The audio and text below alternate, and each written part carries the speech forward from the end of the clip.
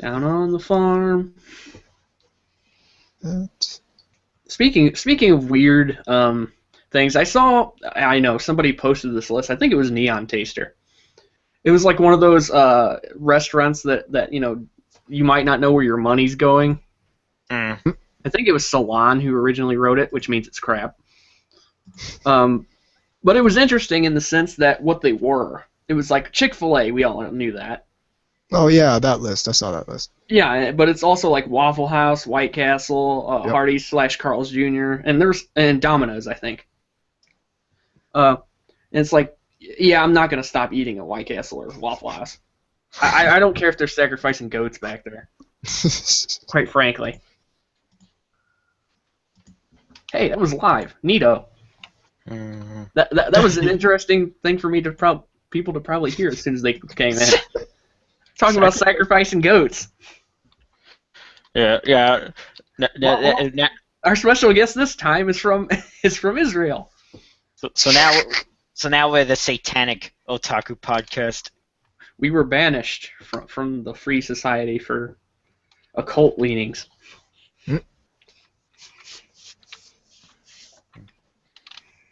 We Edgemaster now. Okay. Red and black. Checkers. Or Connect 4.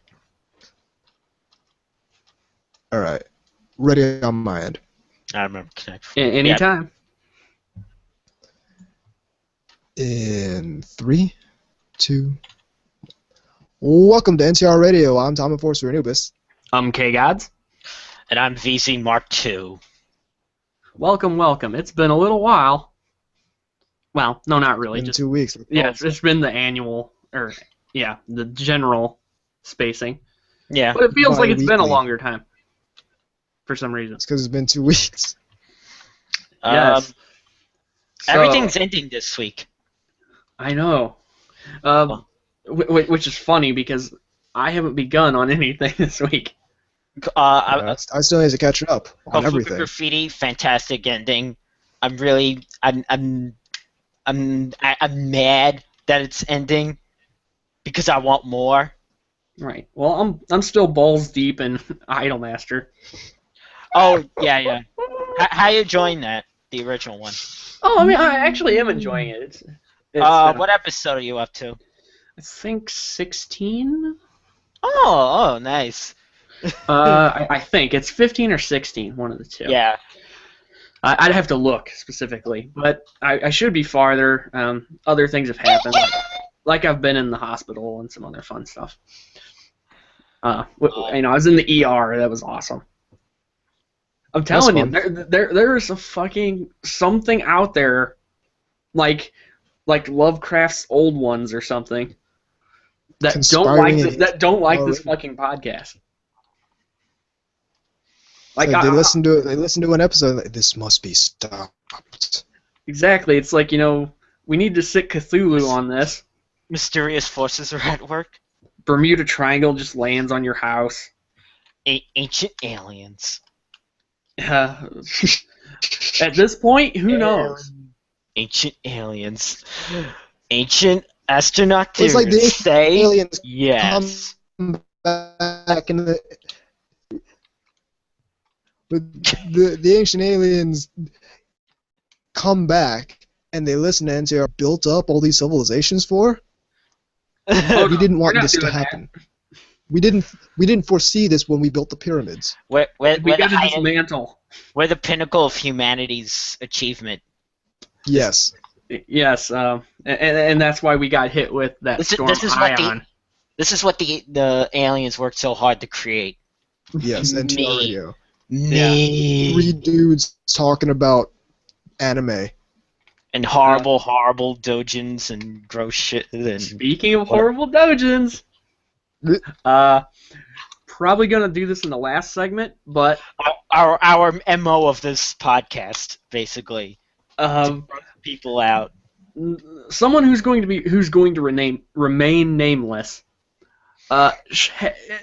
basically revealed to me an interesting discovery, which I will go into detail about a little later. Foreshadowing. Yeah. I'm just gonna say, if you got a sensitive stomach or anything, you're probably gonna want one of those little brown bags. This is why we put that warning at the very beginning of the podcast. Yeah. Oh, so I wanted to ask. This one is pretty gross, even for fucking veterans of the scene. So I wanted to ask about Idolmaster. You said like your favorite characters: Yayoi, Hibiki, Miki, Azusa. Any others who've been coming along? Or? No, I would say those are probably my favorites. Yeah. How you liking? I know again.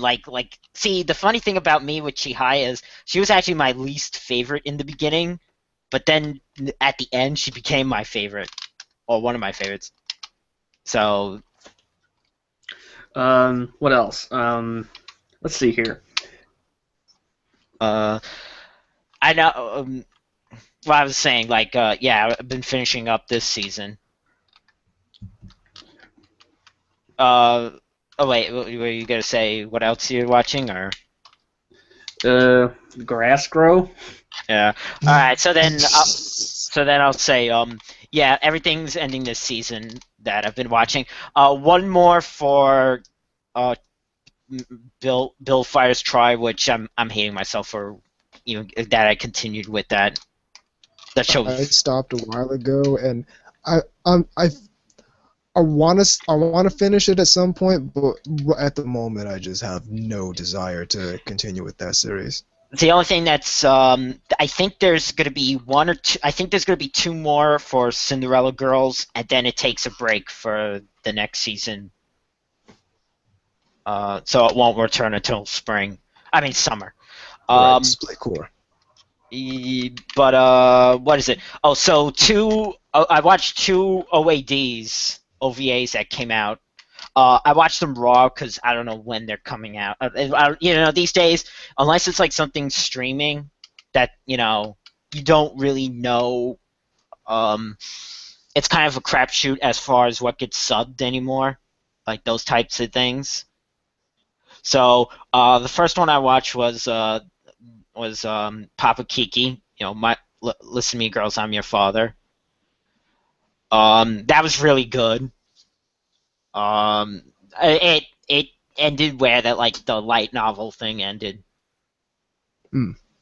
So that was good. I'm confused as the ending again because it was raw. I don't know if Sora actually got married to the uncle, or she was just wearing a bridal cosplay. Sorry about that. There was a live call-in that I could not. It was not important. But that's how you know it's live. Oh, so as I was saying, I was watching the there was two OVAs that I watched. Well, the first one was for Papa Kiki, which I really liked. It ended where the light novel ended. I don't know. Like I said, I don't know if I couldn't tell if Sora was actually getting married to the uncle, or I mean, if it was, then holy shit, it pulled an Orimo. Even though they're not blood related, but still, it pulled. Sora's the oldest of the three. I couldn't tell with that. But okay, and the other thing I watched was the OVA for Senran Kagura. Yes. Really to watch Senran Kagura. Lesbian boob ninjas. Yeah, that was good. What was it? That was raw also. Was it rough too? You know what I mean by raw, actually. Yeah, unsubbed. Well, yeah, well, see, that's what our podcast is. Never too rough. Yeah. Oppai Mayoi showed up, which is same voice, same seiyuu as Anzu from Idolmaster Cinderella Girls and Hina from Papa Kiki. Bow, bow. I don't know, if I had any perspective on seiyuu, I'd probably be really pumped. Well, but I barely know who any of these people are. Would you like to share your I didn't save story on your? Oh, so This so is relatively- Friday's like my day off from like everything. I don't have class. I don't have work. So I got up Friday, started playing X3 Terran Conflict because I installed it on Mira, the recording box. So I figured I'm gonna play some X3 Terran Conflict. I got this nice ass huge mod for it that like revamps the whole game and all that. So started playing. 12 hours later, I'm still playing this video game. And I just got that visual of the person who has like the fucking helmet with the cans on it, Oh. with the straws that come into their own head. Was there a bottle underneath? Was there a plastic but yeah, bottle? it's no, it's the kind of game where you can play it and also get up and walk away from it because you're not gonna like get killed or anything. Well, you might, but chances are low that someone's gonna come up and kill you or you're gonna run into something. Because now So, the new thing in like 12 China, hours 'cause later. now I'm the new playing thing in like China and Korea is people have been dying from playing like MMOs and like those like computer places. There's a little like cafe Yep, net thing. cafes. Yes. Yeah, I could see that. Like people are just walking by, and there's some guy just completely laying like flat, like in the chair. Yeah. They're That's stiff. basically what happens. They're like stiff as a board, you know. They like poke them, and they just kind of fall over. What happens. I It's know. actually a significant problem over there. I know. Sooner or later, the creators of what was it called? I can't think of the name of it. What was the MMO that really spawned a lot of this stuff? EverQuest? EverQuest? StarCraft. This came out. No, StarCraft isn't an MMO. StarCraft is a strategy game. Oh, all right. No, but I just know that StarCraft is the one that Korea really likes. Yeah. EverQuest. That's probably it. Yeah. Because people were like selling, like grinding up their characters like to really high levels and selling them, I think, or selling stats people or do some that shit. all the time in all kinds of MMOs. People did I that just in know- WoW. I love the fact that you pay real money to get fake money. There's just something funny about that. You know, I still don't know what the fuck 'cause- Bitcoin is all about. I can tell you what Bitcoin is during the break if you want. I might have a simplistic explanation, but I can at least tell I know you it's like what it fake. is. It's like fake internet money. Well, it's a legitimate currency. And that's probably painful to actually say that. Well, no, yeah, it is a legitimate currency, but it's all internet based. It's really weird, and it's like the internet version of a loan. I don't know. Isn't there like something like internet, like virtual mines that China has set up for mining bitcoins or something? Well, what it is you have your computer just constantly running, trying to solve algorithms. Yeah. And once that thing solves an algorithm, it receives a Bitcoin. At least as far as I understand. Again, I'm not an expert in Bitcoin, but I've read enough about it to really to kind of have a basic understanding of how it works. Yeah. Anyway, back to me talking about making fake money in a video game. So you ever have that moment where you do something really dumb and you forgot to save, so you feel even dumber? Oh yeah.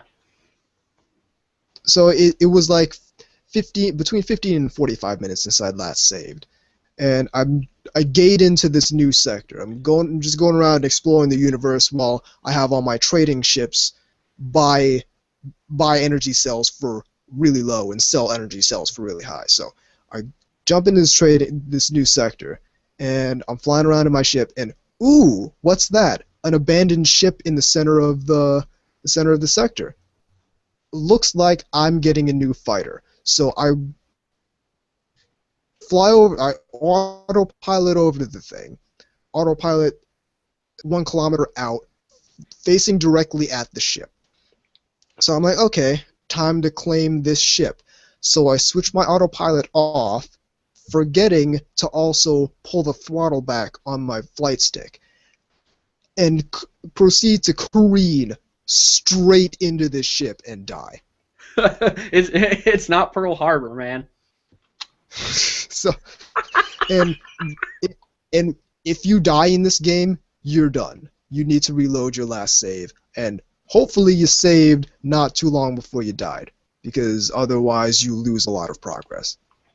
And like when I reload that save, there's no guarantee that that ship will be there again. Yeah, so needless to say, I wasn't very happy. The way ships pop up, is it like an RGN? Yeah, or random. RNG rather. To a certain extent, it's random, but also, well, ships pop up as a result of battles, so the battle is random. Okay, and I'm sure the rhythm for that is some kind of number. Yeah, but if the battle happens again, there's no real guarantee that the ship will pop up again, because the pilot might not eject. It might just blow up. I gotcha.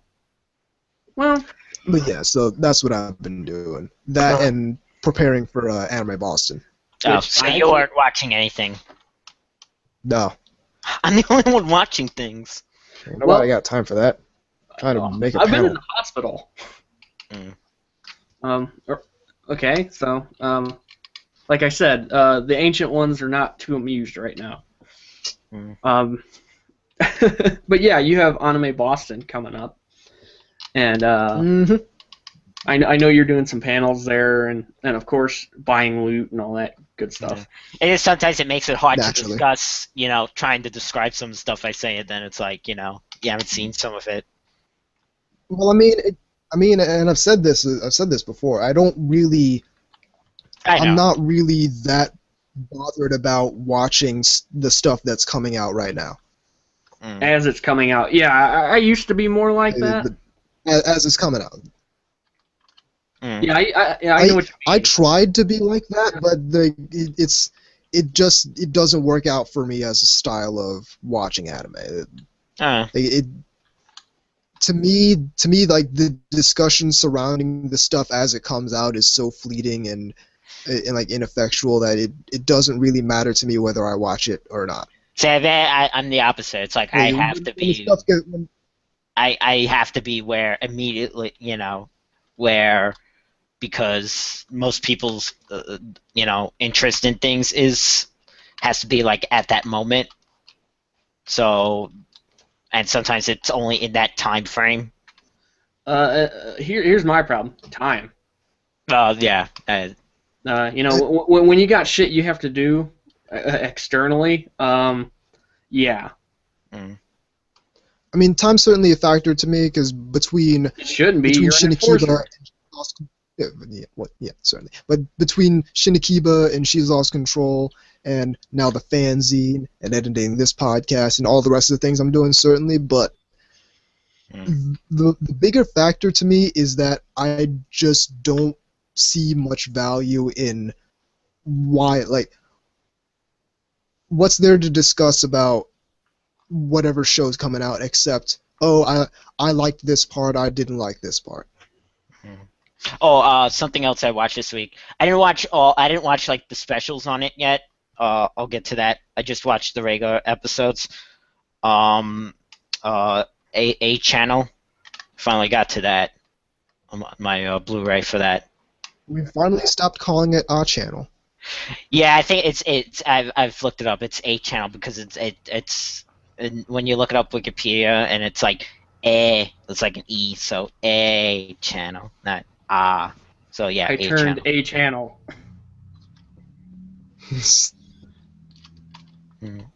Wouldn't that be weird though if like they did a sequel and put turn in front of it? Turn A channel. Turn A channel. Almost like as kind of a subtle jab at Turn a Gundam. So then it'll become ridiculously incomprehensible, and it'll be pretty, but you won't understand. Kind of like, so yeah, I finished up Reconquista, Mhm. I like it visually. I don't know what the fuck's going on. I kind of get I a still little bit. don't understand how people aren't understanding what's going on. It's like, okay, there's these characters on this side and that side and this thing, and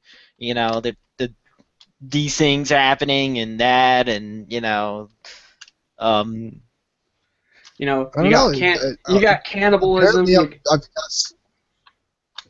Apparently I've got superior perception because at least at the point I'm at, I really have a pretty good understanding of what's going on and why it's going on.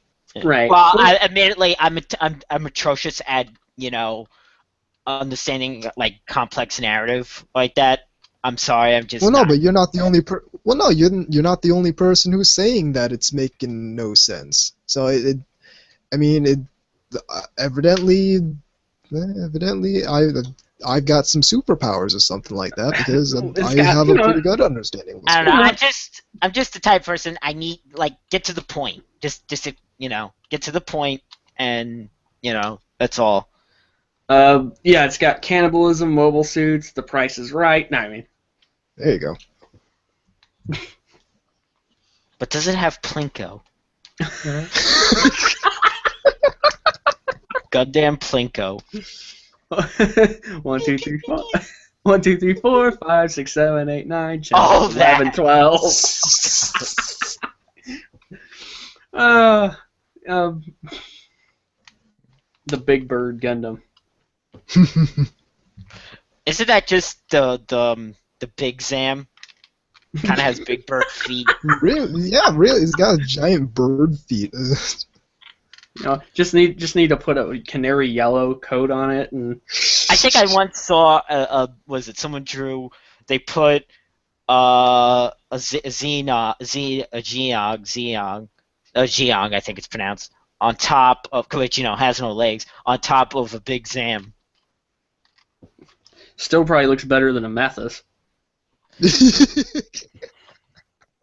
Nah, I think it still probably looked. Oh God, what's that thing? The Zaccarello. The Zaccarello. What a ridiculous mobile armor. Sometimes I think that's just why they do it, just because they can. It's like, well, what a complete waste of resources. Like, why does that thing have to look the way it looks? Why does it have to have a big mouth? A big mouth with fangs?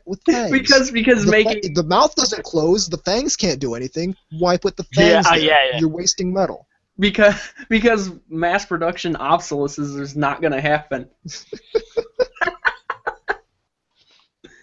Well, we know they're not going to happen because they gave the project to a crazy person. Yes. Because handing a super weapon project to a lunatic is probably not the best idea. Yeah, that always works out. Anyhow, we've basically I've seen things I kind of put down in my mental checkout list, but I actually haven't gotten to it yet. Again, I've been in the hospital and some other shit, so that's fun. Episode of SDF Macross and Anime Club. That's cool, I think. People were pumped about Macross. Yeah, and then you could get like this, this this fuck Robotech chant going. Yeah, now they're still announcing that. Fuck Robotech. Yeah, now they're announcing that. I think it was Warner or someone has the rights to make the movie. It's like Sony's making the we don't need a Robotech movie. Why? We don't need a Robotech movie. Everyone knows about Macross now. Let's all stop playing pretend. Yeah, they always do. Besides, Harmony Gold are a bunch of assholes anyway. Also, the Voltron movie and the Ghost in the Shell movie, Ghost in the Shell movie, and the Akira. I still have like moments where I think that was just a weird like fever dream or something like that, and that's not really happening. When are we gonna get our when are we gonna get our Americanized Idolmaster movie? I was gonna say End of Ava, but you know what? Here's the thing. Here's the thing, and hear me about all this. Because you know that if they had done a live-action SDF Macross instead, people would be asked, why does this look like Robotech? you know, and then a little bit of research would probably, you know, it would probably culminate in people actually figuring out what's going on. Well, you know, like even if they do this Robotech exactly. movie, none of the stuff would wouldn't resemble Macross at all due to the rights. It would have to look so different. Yeah, exactly. So, you know, what's the point? To piss off people who dislike Harmony Gold. Well, it's never gonna happen because Harmony Gold's been notorious for like announcing stuff, but never actually. Which it came out. Well, to make Harmony Gold money. They don't do anything. They sit on a license. Yeah, that's pretty much. In a way, you could see them almost like, you know, a group that sits in the electric car. But it's like, I don't know. And hey, hang on a sec. There's no purpose. I have. Do it. Sorry, I have a tweet here. I will be pumped when they do an Americanized version of Kiss X Sis. Thumbs up. Starring Lindsay Lohan. Nah. Yeah. No. You can go ahead and wait for that. No. Paris Hilton. No. See, that's how they would piss off otaku. They would do these type of shows with these big budgets and have these. This is fucking worse than an R.L. Stein book. Yes, because like if they did an Evangelion, it'd be like, oh, we need some people in here to sell this to the average John Q public, and then they'd be like, okay, well, I don't know, Edward Norton doing anything? They'll make one of the characters black just because. Shinji. Just You gotta have no, Ava twerking. just Oh, why? Why'd you have to say that? no. Do you mean the Nope. actual? Do you mean the robot Nope. doing that? Mission failed. Well, Nope. first I was thinking the pilot, just in the pilot suit, but no, yeah, that's Ava. Dude. No, I like my Americanized Idolmaster idea where it's just like the the secret organization in the year 20XX. So isn't that already in existence? Isn't that America's Got Talent? Was it code name The Idol Project, and it was like a mysterious figure known as the producer. And, yeah. I like the idea of not doing any of this and just leaving anime to be anime. Well, here's another thing. You know, we all realize that this is something that I think we realize, but none of those people realize is. I mean, yeah, people like anime for the stories and characters, but it's really because it's animated. And Hollywood needs to get to the the notion that people like these things because they're in animation, and not so much because of what the property is. Like I know they want to do live action. People.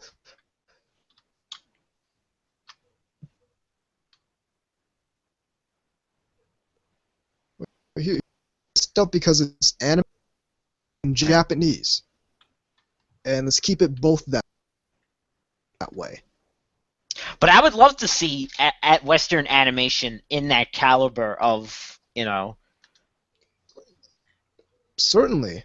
But of course, it would never happen because the amount of making our own stuff like that, but they're not gonna. The amount of frames in this movie is a trigger warning. Well, that and yeah, it would be so, because everything is like social justice pandering and like in the Western market. Like anime is like the last bastion of that doesn't adhere to that, because at least that's the way I see it. We'll start talking about mansplaining. Yeah, it's not. Yeah, this is a country that had to like pull the cover of a comic book.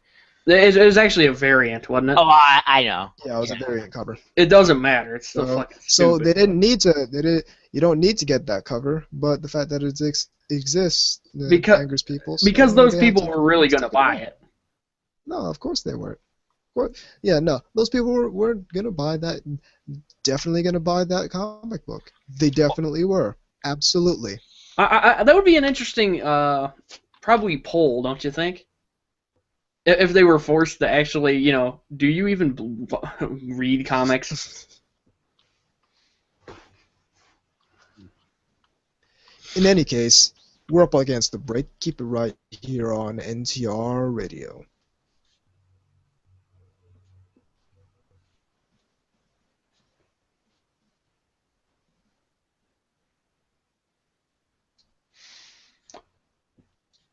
Alrighty. That was a little clumsy-ish. Well, he was cutting out. No, that too. But Yeah. just our ideas, like kind of like, yeah. You're gonna watch anything from the next season at least? Probably, but I'm not so. I'll try, but again, I'm not too bothered about keeping up with anything current. Yeah, I mean, when you have less time, you also feel a lot less inclined to do that. Yeah, it's not even a time thing for me. I just don't particularly think it's of that much value to me to keep up with this stuff religiously. I mean,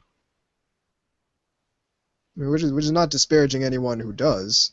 No. That's all cool in the game. There's people out there blogging each and every episode of these shows. Okay, go ahead. You do the thing that I can't do, because there's no way I can keep up with that many shows and also write about them. To be fair, that I can respect that, but I don't read any of those blogs. I can respect doing that, but oh yeah, it's not something I do. These are people that have like 2,000 plus words for a description of one episode and watch like 10 different episodes. Yeah. And pop them out. I'm sure. I don't even watch that many shows. So. No. I'm just saying that places like, and I think this is probably what you were talking about, like Random Curiosity or something like that. Exactly. All right, I'll be right back. Okay. To piss off Harmony Gold, I'm gonna play some MechWarrior 2 music.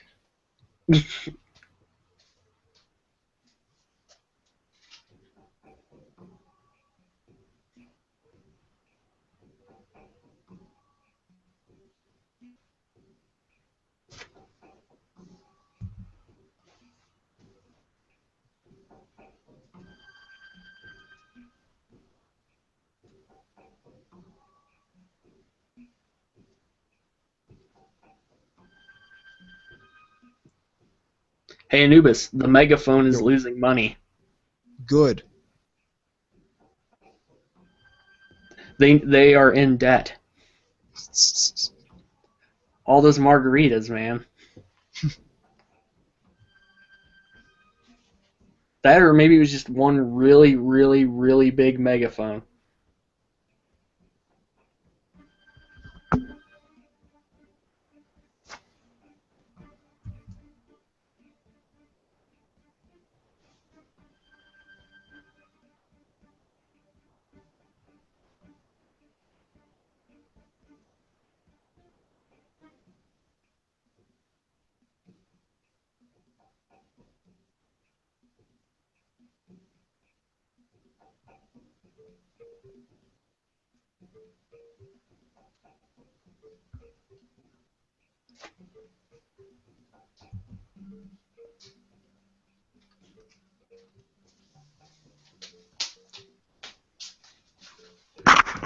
I wanted to say I'm sorry if I come off like a bit of a snob if I'm saying you don't watch anime this way Nah, that's cool in the gang, and I don't think you're disparaging me by saying that. But yeah, that's just I'm just I can afford to honestly watch. to me. I think I'm coming off as a snob by saying that I don't find any value in watching anime as it comes out. Yeah. I feel like I mean, have to qualify. I don't know. myself. There might be the one day where that happens to me. I'm just right now that's not I can't. I simply can't do it like that anymore, just because I have more shit I have to do. Yeah. I used to do that, but I really can't anymore. I need to go back to the old model I used to do it though, where I'd like spend at least like an hour a day, because that's not all that much. Watch like 2 or 3 things. Yeah, episodes or whatever. Yeah. Honestly, what I'm gonna have to start doing is while I'm playing X3, start doing that again while I'm playing X3 or something. Yeah, that's what I have say that you running should on do the for background. you to know is why because there's a lot of shit And that's again, if I start doing that, it's gonna be whatever I feel like watching, which likely won't be anything that's coming out because the No, I'm just saying, watch something. That's fine. Come on, Anubis. We all know you play with your joystick while you watch anime anyway. I play with 2 when I watch anime. I actually do have the dual joystick setup. It feels so amazing. Like I'll be leaning back with the dual joysticks. So are you doing like the Bible Black thing now? Or? It's like hey, I've got the dual joysticks for X3 Terran Conflict, and then I've got the joystick and throttle for MechWarrior Online. I'll play MechWarrior Online, have the joystick and throttle, and I have a flight helmet, and I'll put that on. Yeah. Oh, by the way, someone asked Jonathan Clements and Helen McCarthy, what was the worst anime you've seen in the past like 5 years or something? And they said something with the princess in the title, some hentai. I'm assuming it's probably Princess 69. Has that come out in the past 5 years? I don't think so. I'm sure. Nah, that's much older. Yeah, I was gonna say that's gotta be. Okay. Well, we all know that we knew nothing about anime. Go ahead and prove it to us, cretins. But I said, but then they were saying like you should write your own book if you disagree with our. I almost would love to just our own review book or review site, just like. I'm saying that we could do the review site thing. We can do this. I have the resources. Let's go. It's something I've been saying we should do for years, but no one's ever been on board with it. Till now. I don't know. I thought you were too busy getting your pilot's license. Working on that too. I'm working on it. He's working on it. That way you can actually transform it into an NTR plane. The NTR Radio private jet. It's got it's got like really cool ejection seats and made stewardesses. Yeah. Do you really think there wouldn't be that? We can F the NTR Radio private jet. We're gonna have that, and the NTR Radio private air force. Is that just like it's gonna look like squad? It's gonna be those Idolmaster models. Those planes. It's gonna be exactly like the Idolmaster planes. Like I was thinking 7 with Miki Hoshi just all over it. You guys can't finish off ISIS. We'll take care of ISIS. Yeah, exactly. Hire NTR Radio. We'll handle ISIS for you. All right. We'll an just F-14 Tomcat with Azusa Miura all over it. We can do this. we'll just circle the area with a giant screen and play Icon 24/7 for a couple months. Exactly. They'll leave. No, Or kill we'll just put like Papa Kiki and they'll just team themselves. They'll just get a Moe heart attack when they see Hina. It's like, Yeah, they'll be all hanging out in their ninja garb. Ninja Go. We'll drop just canisters full of Hidamari sketch DVDs all over it, and they'll just all have heart attacks and die. Yes. Or we could just drop copies of Hell Season. It would be considered carpet bombing. Weapon of mass destruction. Yeah, that would probably end up like violating Geneva somehow. All right, ready on the second segment. Yes. Try to make sense of Garzy's wing. Why? Tomino's awesome, but why?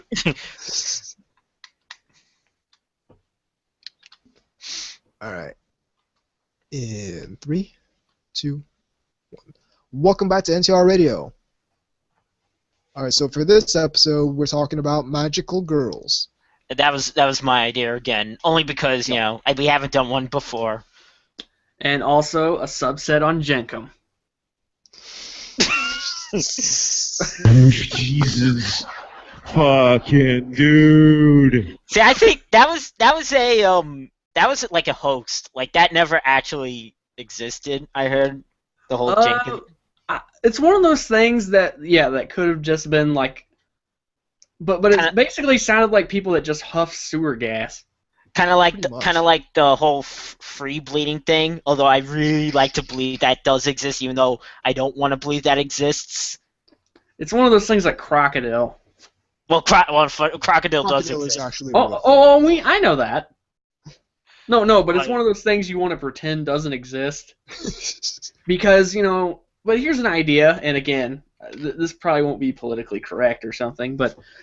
this is NTR Radio. Go ahead. Yeah, exactly. But you know what they could do? They could take people that do Crocodile and use them as extras in The Walking Dead. like you wouldn't even have to get makeup artists. We're gonna get hate mail for that. Free bleeding in anime. So any free bleeding in anime. Arm fell off. There must be really good special effects. No, his arm. We'll give him enough money to buy more of it. No, we need a leg gone too. Let's give him some more. Okay, yeah, I've officially doomed our podcast. Sorry. But yeah, magical girls. Yeah. How do you get from one thing to another sometimes? So we all I think most of us kind of discovered the magical girl genre through Sailor Moon. Right. Yep. Certainly I did. I discovered pretty much anime through it too, really. Pretty much. Although I didn't see it until years later, but didn't you see early on the show what was the name? Devil Hunter Yoko? Which kind of counts as a magical girl. Yeah. Okay, that's a little bit of a stretch, but okay. It essentially is a magical girl thing. The first episode's practically porn. Yeah. Last episode, by the way, was directed by Akiyuki Shimbo. Which, looking back, it's real obvious, but at the time it wasn't. But, like, if you've seen enough of his stuff, when you watch it again, it's like, oh, yeah, of course it is. Mm. Look at it, I need to watch one day that thing. I forget the name, but she has like the braids and the pink hair because it's the same character designer for it's done by Akio Watanabe, character designer. You know which one I'm talking about? Not offhand. I don't. Yeah. I might have seen what you're talking about, but I don't. I just can't remember the name at this moment, but yes, Sailor Moon. Most of us have run across it in some form or another. Even with the dub. She is the one name. No. The dub is one of those things that, you watch and then you kind of scratch your head afterwards, like, ew.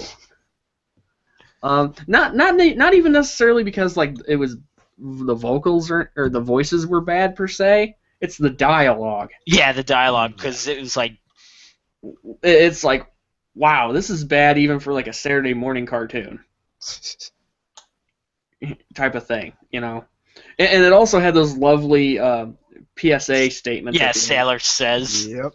Those were cringe-inducing too. They remind you of those "don't run with scissors" things, like at the end of Dexter's Lab. Except they're worse. Like you shouldn't have to take being the flake. Yes. It's just like, wow. Do people even know what that means now? I don't think anyone's ever used the word flake when not refer. If they don't live in like flake, Southern California. I don't think anyone's ever used the word flake without corn or frosted in front of it since like 1991. Or talking about dandruff, maybe. Or lead chip paint flakes. Or snow in front of it. Yeah. Special snowflakes. Yep. Another early one, although I didn't see this till way later, was Magic Knight Rayearth. Yeah, me too. Same thing. I actually saw that. And I actually saw that one dubbed because Media Blasters put it out, if I'm not mistaken. I knew about Magic Knight Rayearth in the 90s, and the reason is because there was a Sega Saturn game, which was the last Sega Saturn game to come out in the US, by the way. Oh. Wonderful. And but it had the same opening as the anime, but they dubbed the song. I remember the dub song. I because Media Blasters did that a lot. Yeah. One thing I noticed is the second opening for Magic Knight Rayearth sounds a lot like the Lita Ford song "Kiss Me Deadly." Go ahead, listen to the two. Listen to the second opening for Magic, and then listen to that song, and it's like, wow, these two are. I noticed that like a lot. You listen to one like song, and then you're like, wait, this sounds a lot like this thing. Yeah, it's like I can't think of the name of the song, but it's I cannot think of the name of it. Damn it! But I know what you mean.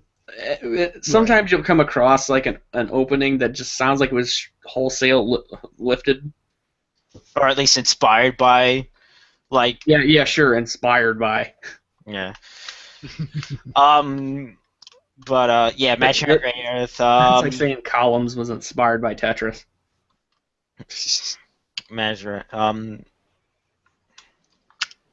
So. But right, yeah. We've seen kind of a resurgence of that kind of style of show too. So. Yeah, there's been a sort of.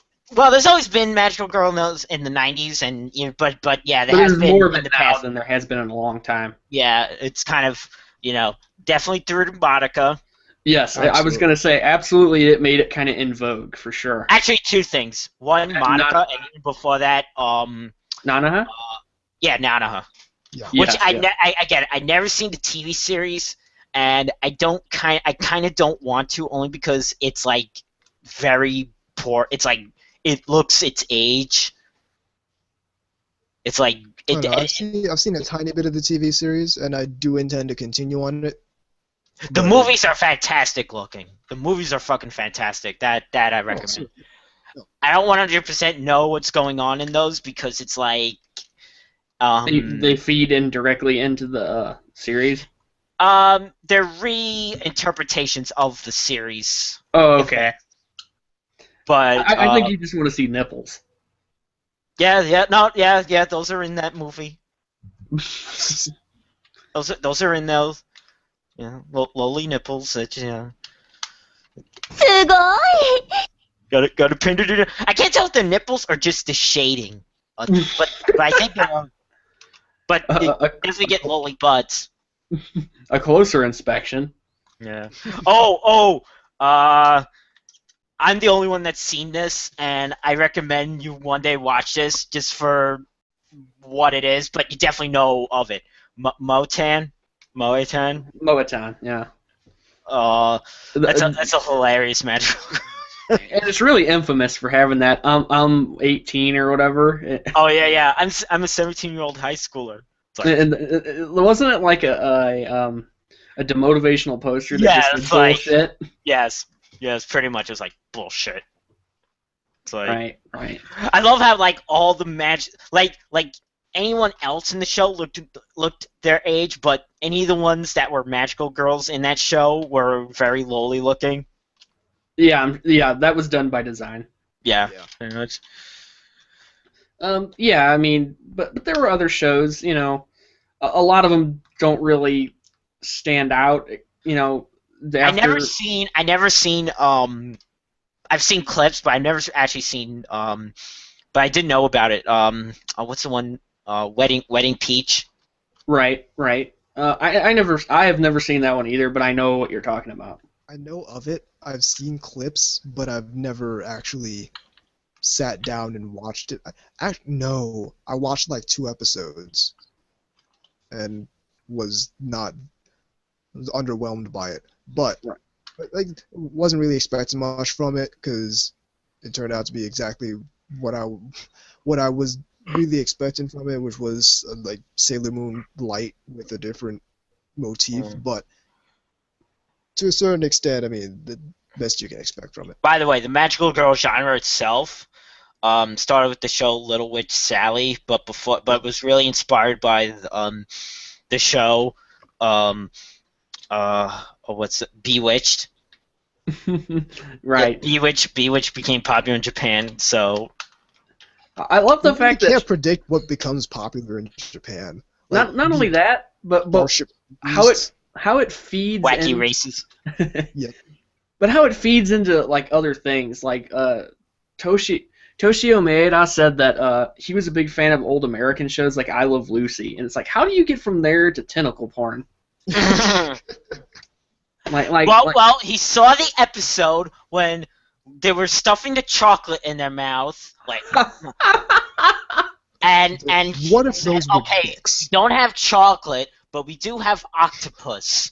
Okay, octopus, tentacles in the mouth. Okay, now tentacles in other orifices. They're not dicks. No.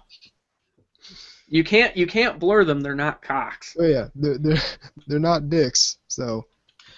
Right, which is basically the truth. That is basically why they did that. Yeah, that's how that came about. It actually, it's one of those things where it was more trying to get around, trying to kind of get in through loopholes and things like that, than it was even so much as being excessively deviant or something. It was just kind of a way, hey, we don't have to censor it if we do it this way. Not really. But yeah, there was 5 seasons of Sailor Moon, which spawned all kinds of parodies too. See, Sailor Moon is such one of the things that I was really into when it came out in the US in the mid '90s, and I was like, okay, I'm glad I got into it, but I don't seem to want to ever see. So it's certainly not Crystal. Nobody's liking Crystal, but I just don't really care to revisit. Kind of like Cowboy Bebop for you, Anubis. Yeah, no, I'm on board with you with that for Sailor Moon too. There's something I was really into when I was just getting into anime, and I never really finished it, and I don't really remember much of it, but I have no particular compulsion to go back and watch it. And frankly, the first season was the best. It's a show that got progressively worse. I like the first 2, and the second season was. But I'm just saying, it kind of went down, and like, I don't know, I just remember the one with the scientist as a villain. I was like, oh, really? Yeah, that's season 3, I believe. It's been a little while, but I remember I never could really warm up to the Outers. Nothing personal. I just, for some reason, I couldn't get into them so much. But and it was such a big thing and such a symbol of the time the parodies that came out about it were pretty amusing. Yes, yes. There's Penis colloquially is I don't think that was their Japanese name, but I think that's just the localized one, right? I might be, yeah. Well, for those who don't know, it's clearly supposed to be a parody.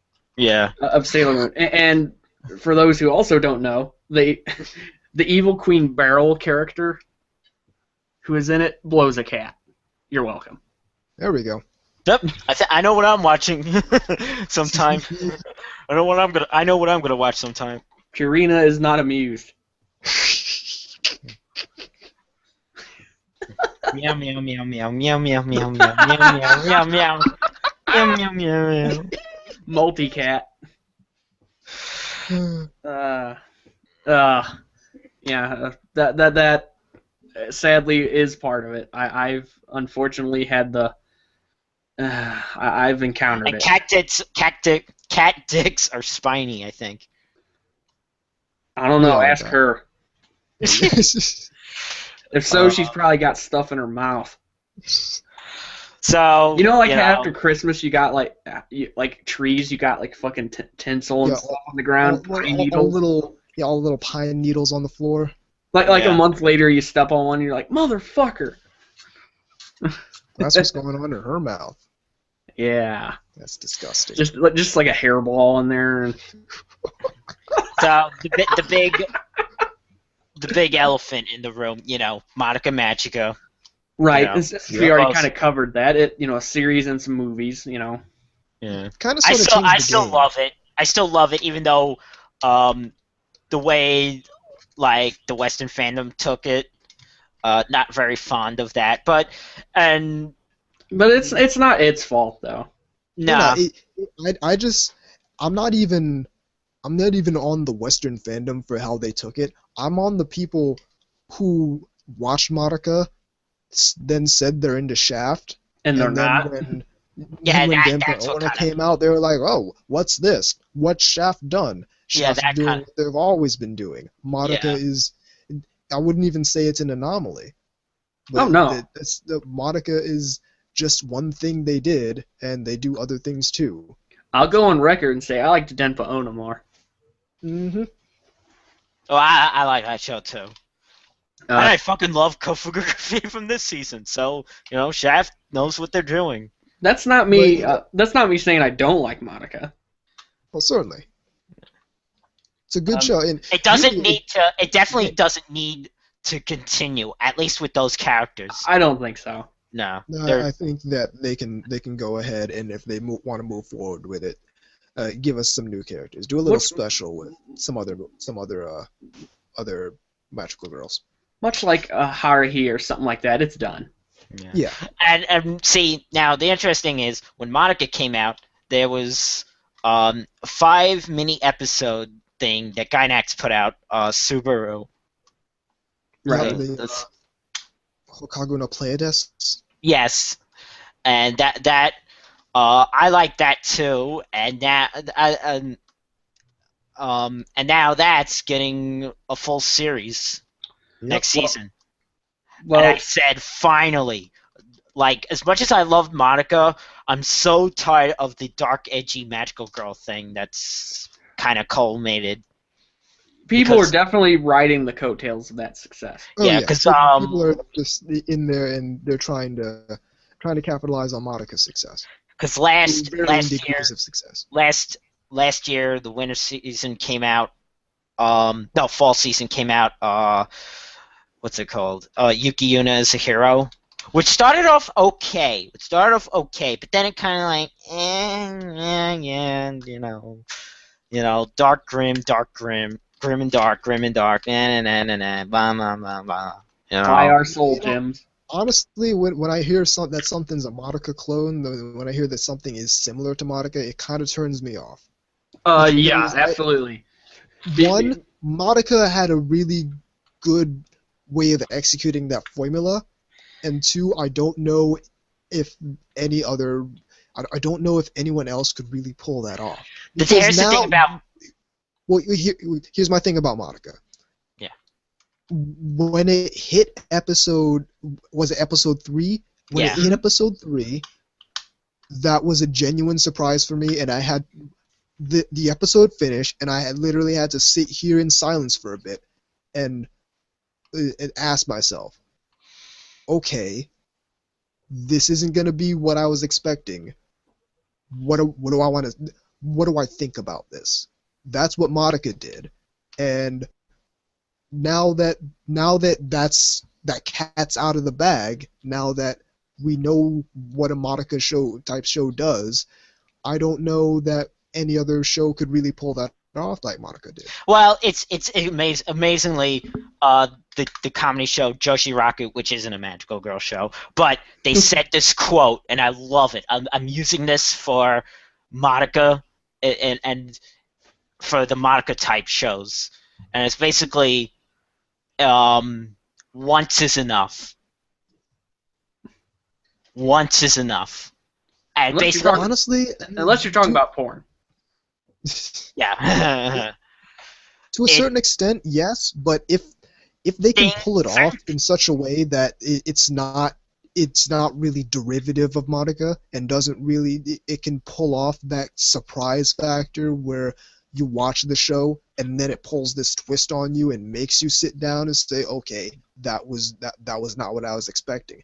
Then sure, but when you're coming out with these shows that are pretty much riding the coattails of Monica, certainly they can be quality in their own right, but it's not going to have that sort of effect, and it's going to leave me wondering, would this have been better if they'd just done their own thing and not tried to be Monica? I hope they don't do that with Hokage no Pleiades, by the way. I hope they don't think it.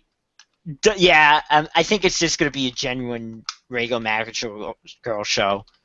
I noticed that a lot of the 80s magical girl shows, which I actually haven't watched, but I've seen, like, you know, the openings and things, they weren't like the battling type of magical girl show. No. They were just, most of them were the girl becomes an adult for that time frame and then goes back to normal. Right. Yeah, it was more... transforms into an adult, solves a problem, and then goes back to a child. Which, by the way, there was a Cream episode of Cream Lemon that pretty much used that, where the premise was this young girl liked this guy, but the guy was into this pop singer. So this magical creature thing shows up and says, okay, you could become, you know, look like the pop singer thing. And she does, but the guy pretty much rapes her because he thinks she's the pop singer. Awesome. Great. Yeah. Outstanding. Be careful what you wish for is the moral of the story. Pretty much the lesson. Wow, yeah. So we all learned something. Cream Lemon is deep, man. It's deep, all right, but not in the way you're thinking. More ways than one. It's deep like a well. But yeah, Nanoha's a big title too, to an extent, I would say, in recent times. Yeah, there were 3 seasons and 2 movies, and there's going to be the new series, which a listener of us, I'm sure, is going to be excited for. Right. They also announced a 3rd movie. I don't know when that's coming. I'll look forward to that. And someday we'll see Mahou Shoujo Gundam. Well, you know what? Well, I would love to see. Mecha Gundam girls, let's go. Magical girl Gundams, yeah, let's do it. Yeah, I would love a Mecha Musume. There actually is a manga of a Gundam manga that came out that was like it's kind of like a cross between Gundam and a magical girl thing, where it was a Zaku 1 with like a magical girl staff. I think it was called Blaster Mari. Yeah, I remember reading about that. Well, the thing is would the girls emulate kind of the designs of the actual mobile suits? Would some of them? The only way it would work. Like would there be Futanari for Methuses? or would like a Zagak look like that? I think I know what K-God's favorite magical girl show is at this point is Strike Witches. If you think about it, if you put it in that context, I guess. Yeah, it kind of is. I mean, it does have. Like, I don't know. I have a hard time justifying Strike Witches as a magical girl show. It doesn't feel like one. A magical girl though.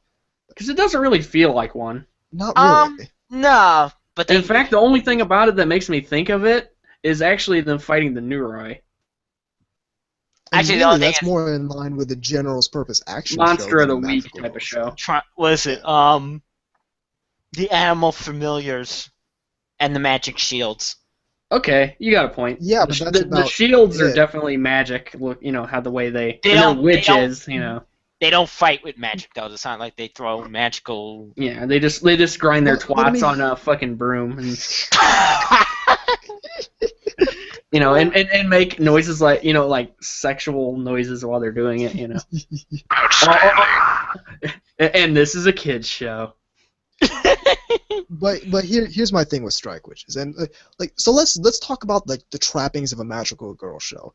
Because I mean the transformation sequence is pretty standard. Yeah. Like, you see that in most magical girl shows. Which is oddly how it like crosses with like the power armor. I was actually going to say some of the mecha stuff. It kind of works with that. Yeah, especially like that. Tekken Man Blade, and the OVA Tekken Man Blade 2 does like it pretty much has new transformation scenes, and most of the characters are girls anyway. I mean, it's like really, I feel like Magical Girl is like the female version of Super Robot shows. Yeah. Because I mean, it's and like every episode's more or less the same thing. We've got a regular life situation, then the monsters show up. We gotta get in the mech, or we gotta transform into the Magical Girl, use the attack to beat it, and then we're done. Next episode. Right. But I mean, to a certain extent, that fit more back in the day when we had all these really long series that were just Monster of the Week, and nowadays it's with the shortened series, it's less. Yeah, so you really can't do you can't do the Monster of the Week thing as well. You can, but it's not going to be. It works less than like when there's only 12 or 13 episodes. Yeah. Exactly. Well, not only that, but and strangely enough, the magical girl genre is almost kind of going full circle now because it is more about characterization, I think, now. Oh yeah. Just like it was when it first started. Yep. It's also interesting, like, you know, people notice like how, you know, Mecha was for the boys and the magical girl was for the girls, but then like the female fans got really into the Mecha stuff. Guys got into the magical girls. Yep. Yeah, I mean, I would say they have more in common with Creamy Mommy now than they do with Sailor Moon. Yeah, I'd agree with that, certainly. I think it's a testament to how you can't really predict who's gonna like the media you create. You can create it for a certain demographic, but you can't reliably predict who will actually enjoy it in the end. It's kind of like playing like a roulette wheel or something. Exactly. It's just gonna kind of, okay, this is the things, and we spin it, and wherever it lands, you know. So no one could have predicted that older male otaku would like Miki Momo and Creamy Mommy. Yeah, that was genuine surprise to the people who made it, I think, too. I think that was really the first time that, like, male audience was getting to a show that was primarily for, you know, young females. Right. Yep. And again, to bring it all back, you know, Sailor Moon was a prime example of that happening, too. Oh, yeah. Doesn't Cutie Honey count as a magical girl thing? It was clear it was not for girls. I would say it did, though. Oh, absolutely. It has the transformation scene, like we were just talking about. It's got kind of transforming into like a more mature person kind of like angle. Yeah, and you know, you could argue Go Nagai is, you know, it's kind of like he invented, he didn't all of them, but he invented a lot of these tropes, really. Oh yeah. Or maybe not invented them per se. No, not invented them, but like put them on the map. He made them to where it's like, oh, okay, this is a thing we're gonna use. Exactly. Because Tezuka was doing magical girl stuff. Right, but you know, obviously after he did these things like Mazinger Z and all this in Devilman and stuff, more of that kind of material started to kind of come out. Right. Yeah. I mean, yeah, obviously he didn't. I shouldn't have said he invented them per se. Yeah, but no, he put these tropes on the map. Tropes are bad. Well, just remember the reason he became an animator is because he nearly died from diarrhea. Oh, well, a mangaka, you mean? But yeah, mangaka, because he never actually had the involvement with the anime versions of these things. Well, right, I know, but it's the reason he wanted to do something to leave his mark on things. Mm-hmm. Because I remember reading that I don't know if he had like dysentery or something. But like it was like really bad, violent diarrhea. Yeah. Like it nearly killed him. Which that's a weird thing. Like, you know, imagine that being on your obituary. Yeah, exactly. Nearly died from myself to death. I pooed myself to death. Yeah, poo gas got really bad. Really, Anubis? Listen, all right, the drop-in's there. We're talking about doo-doo. How do you expect me to not hit the button? I forgot we had it. That's why it struck me as so funny. But yeah, Go Nagai probably shit his pants a couple times, maybe. You know, created Cutie Honey, which, you know, along with Creamy Mommy and some of these other things. I would love to see KyoAni do a magical girl thing. I would if it wasn't just trying to compete with Monica. No. Yeah, they would need to do their own thing. Yeah. No, not as a Monica type thing. Just do something that's not that. Me. Like I said, I'm not entirely opposed to the idea of having that kind of like darker, edgier sort of magical girl show, but it can't be riding the coattails of Madoka again. Because that's just not. It's just going to be underwhelming. It really will. It but can't to be fair, have that same effect. Cannot. To be fair, KyoAni doesn't usually go that route. Yeah. Stuff. No, they don't. I don't think of grimdark when I think of KyoAni. I really don't. I mostly think of stuff. I mean, I don't even think of fan service. Really? Yeah. I mean, although they did kind of crank it up a bit through the Power of the Light novel author for Amagi Brilliant Part. Yeah. Hey, I'm not complaining. Oh no. Yeah, they did a really, really good job at that too. Is anybody complaining about that? I can't think of a person who was watching that show and complaining about that. That didn't dislike it right off the bat. Yeah, it doesn't already have other reasons to not the like people the show. complained that it wasn't more Full Metal Panic, which well, it's not gonna happen. It's like, I'm sorry, but Sosuke's time is over. Yeah. Just like Haruhi, they're done with it. No, they're not gonna. Well, except yeah, well they're done with it, but we're getting Yuki-chan. Haruhi's not done. It's just KyoAni is done with it, which is fine. There you go. All right. I wouldn't say like Haruhi or anything is related to so much magical girls or anything.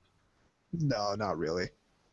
Like they had that one episode where they made the short film, but that's it. Yeah, where Yuki's dressed up like he's the wizard and wizardess, I guess. Yeah. Me, Mikuru beam. Mikuru beam. Like the first time anybody saw that, they were probably thinking, "What the hell did I just see?" What the hell is this? Yeah, like the first time I watched Haruhi, I was like, what is this? This isn't what I was expecting at all. This isn't what those pictures depicted at all. This isn't something I was caught completely off guard by it. Which, holy fuck, the promo for Yuki-chan, they made like Mikuru's like just like super super bouncy, Good. like boing supposed to boing be. boing boing, like just up.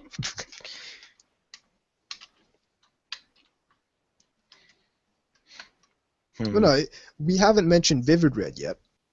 Oh no, that's that kind. I mean, that's kind of like in between where like what we're saying with Strike Witches, but yeah, like No, that's I would definitely put Vivid Red in the Magical Girl category. It has all the trappings. It's got the transformation. It's got the Monster of the Week format. It's got like okay, it's a regular day until the things attack. Now we gotta suit up in the power armor and fly out and eat mayonnaise. and eat mayonnaise.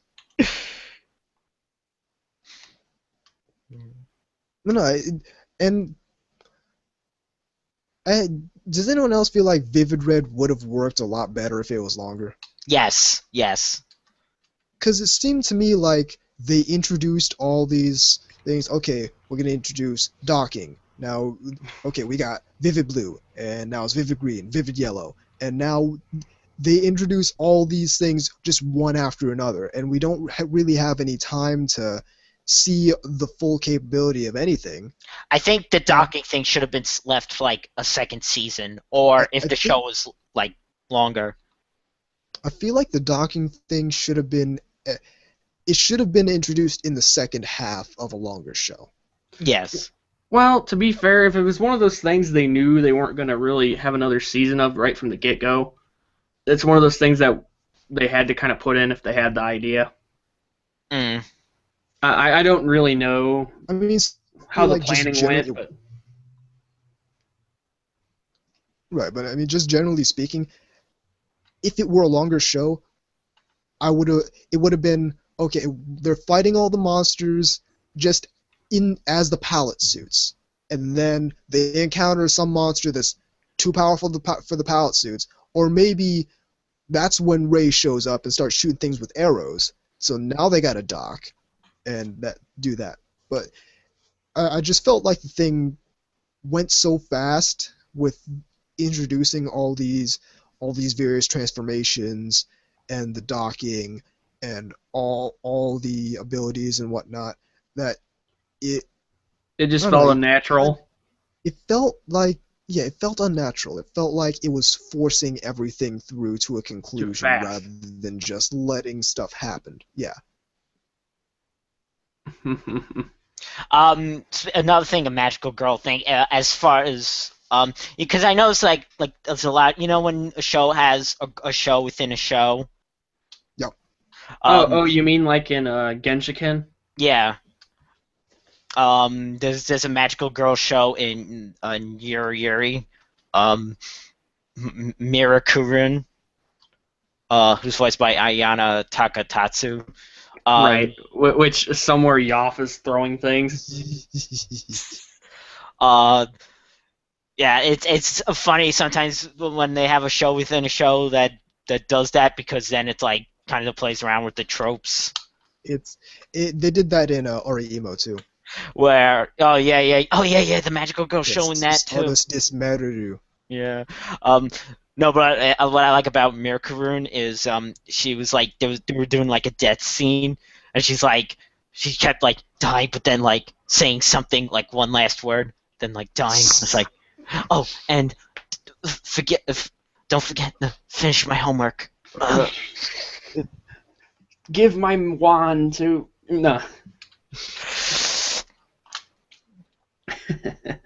Well, to be fair, that isn't even the only parody of magical girl porn, or that was porn rather. Like there was Nami SOS, I think it was. Oh, yeah. I think it was. But never It was called Sexy Sailor Soldiers, I believe. Yes, the one. With Yep. Those are Aiken sized. Yeah, they're That's like a qualifier now. It's like they were Aiken sized. Ugh. It's like now you know how big were they? They were Aiken sized. And then there was that bad Japanese American collaboration, Sailor Moon and the Seven Balls. Sailor and the Seven Balls. Or it was called Sailor. Was it Sailor and the Seven Balls? Was that the name of it? Sailor and the Seven Balls. With a Z, right? I think it was wasn't it like animated in like Flash or something? Yeah, it looks really, really bad. It looks bad.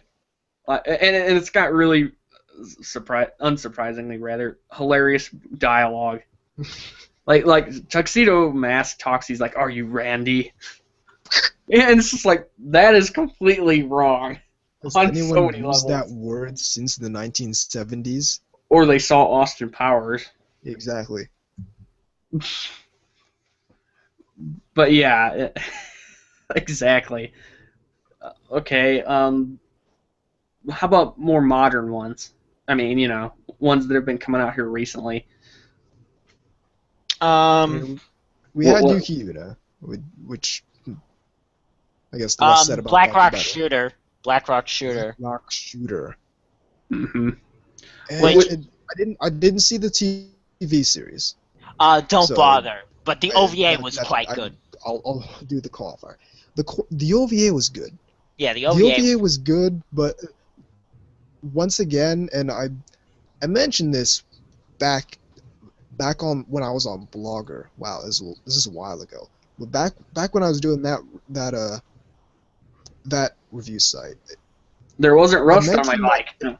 Yeah, I felt like they should have done one then the other. They should have done the school life thing, and then the other world thing. Oh yeah, because it was like going back and forth, back and forth. Because it always went back and forth, and I feel like do the school life, explain these characters and what happens to them and why they're at the point at which the other world segment begins, and then do all that in one shot, so we get all the action and the combat just in one segment, and we get the good resolution there. Oh, I know another thing that was supposed to come out but never did. The only thing that came out was the commercials for it, and that's it. Prism Nana. Prism Nana. Yes. There's a whole bunch of people out there waiting for Prism Nana, and it hasn't come out yet. Nah, it just became you could buy like literally like they have a disc and it's just the commercials on that disc. That would be And like the pachinko game. holy shit. That would be like if you bought commercials from Butterfinger. It was just like the Simpsons commercials for it or something like that. Yeah. I Who believe the fuck buys commercials? I think well they were kind of like music video-ish, music Doesn't video really slash matter. But yeah, well, I know.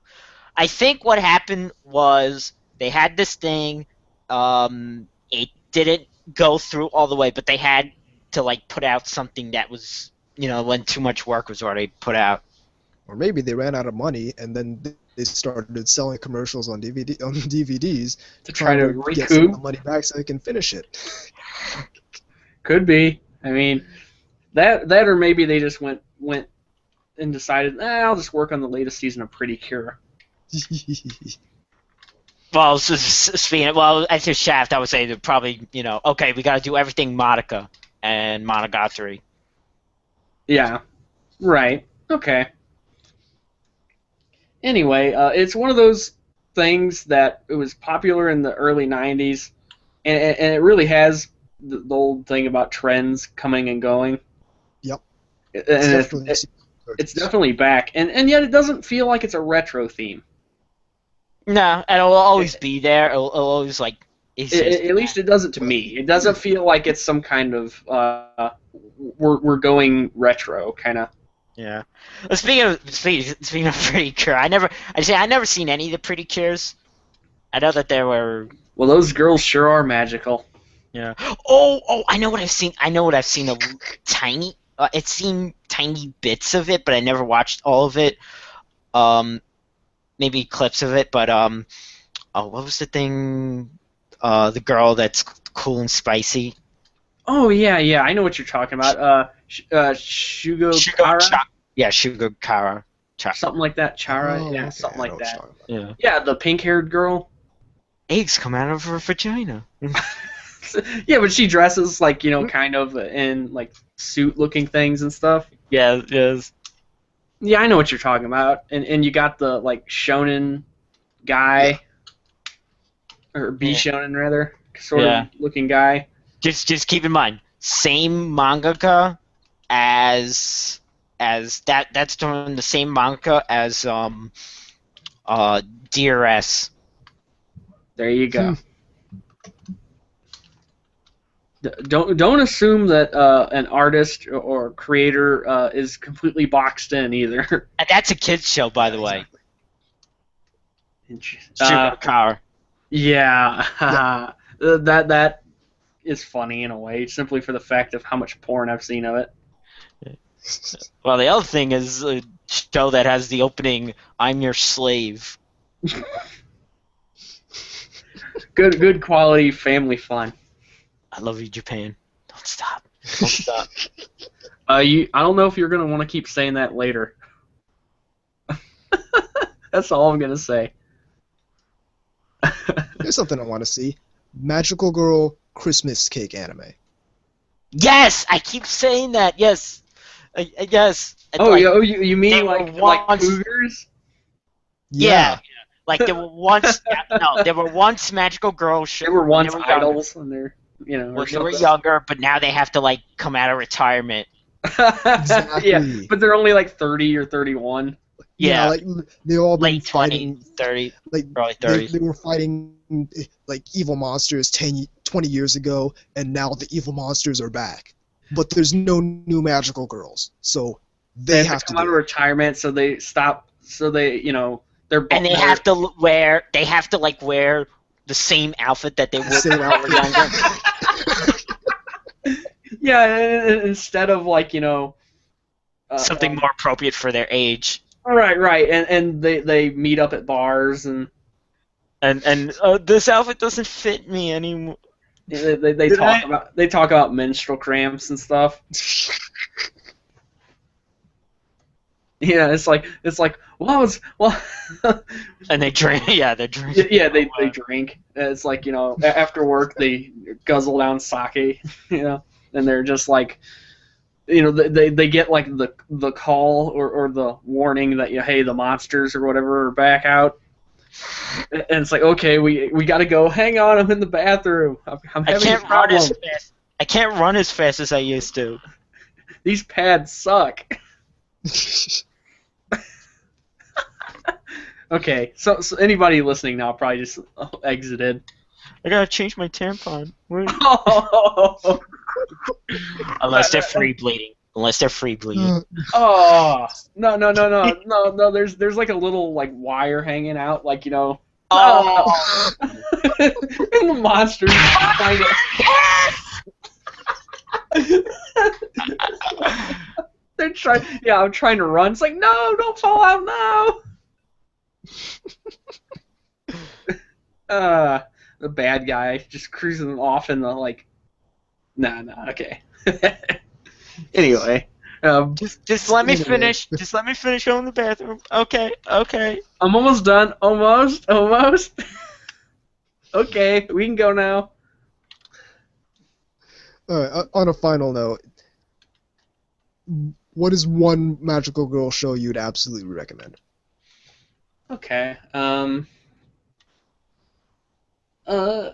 not gonna go. I'm gonna say for classic, try Creamy Mommy.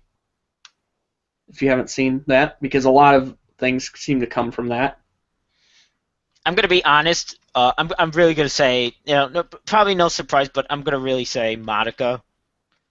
It's because it's been something that a lot of people have took it on too easily. Okay, for a more recent one, I'll just say Nanoha, just because it's one of those ones that isn't quite as big of a title, I don't think. Not here, nah. No, that's what I No, mean. No. Definitely not here. I mean, unless you're averse to, nipples and things like that. Show them strike witches. Yeah, if you're averse to I'm gonna- nipples, definitely don't watch Strike Witches. I'm gonna go ahead and say B Angel Escalaire. Oh yeah, I forgot about that. Ha ha ha. Very funny. No, Isn't for real, though. that the one where the girl has the giant dong?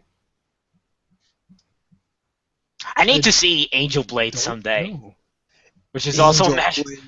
We forgot that. We forgot about Angel Blade. The jiggling juggernaut of justice. Wasn't that the actual tagline they were using? I don't know, but Something like that. I wouldn't And be. then you had, okay, as far as Angel Blade, jeez. Speaking of large boobs,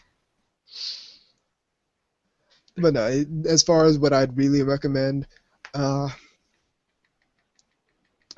took me a minute to realize you were taking the piss, and I had to think of what you were talking about. Nurse Witch Komugi. Oh That's the wow, one I recommend. Remember that? barely. That's the show I was. That's the show I was trying to describe before. The one with the pink hair. Yes. Okay, yeah. I know what you're talking about now. All I know about that show, besides Akio Watanabe, is the character designer. Akio Watanabe, is character designer. The Tokyo Big Sight turns into a giant robot. That's one I need to watch again. That's pretty nifty. In any As case, opposed take a to break, okay. keep it right here on NTR Radio.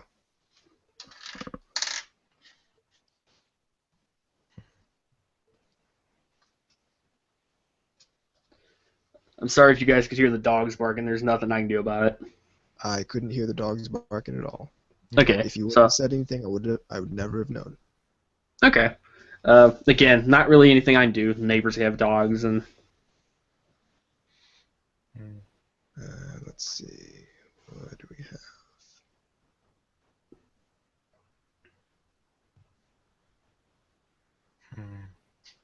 come on, soundtrack to Sayano Uta.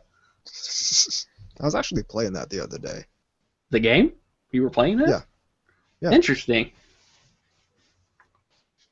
It's pretty good. So I hear, even though it's one of those, what in the hell? Sayano Uta, the anime adaptation. They actually should probably do that. Yeah. I'd watch it. It would have to be like an OVA only. Yeah, it would. Yeah, probably. Yeah. Just because it'd be nasty.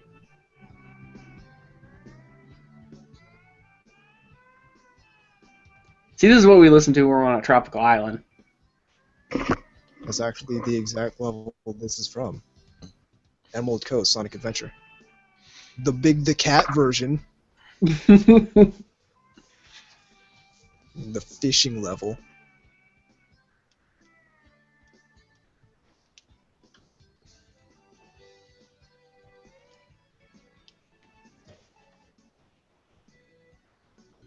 Oh, I need to open that to get it prepared for what was very much likely going to be a cringe moment for everyone. Cringe. That should be a superhero. Captain Cringe.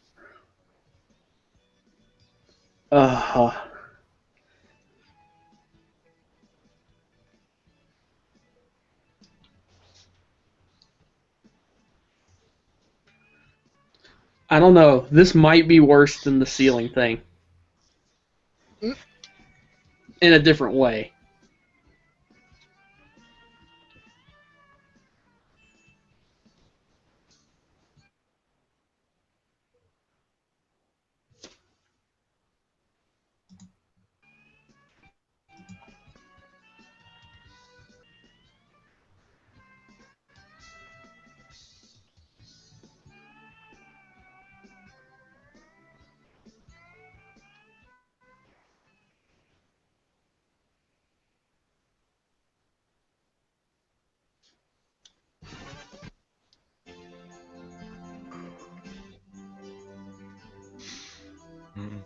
apparently the Wii is unofficially been the Wii U has been unofficially discontinued. Not particularly surprised. No.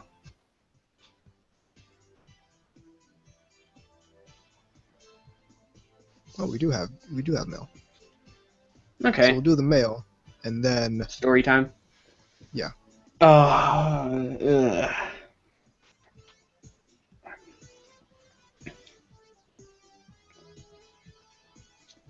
Warning, you might need a bag. Whether it be for barfing or breathing.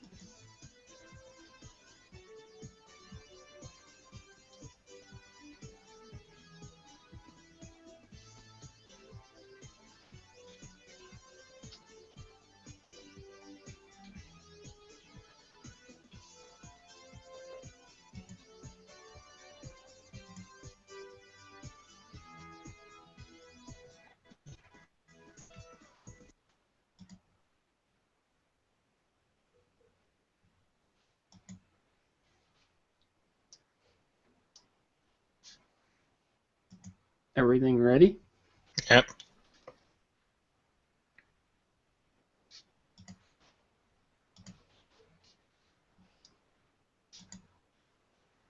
Anubis, you there?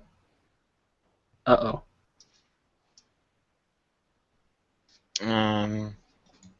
We might be having a technical difficulty.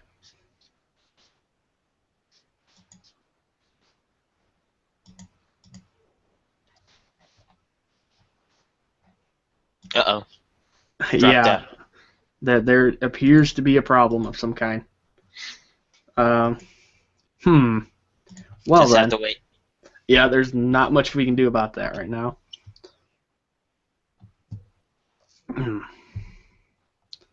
So just be patient out there. Those in Radio Land.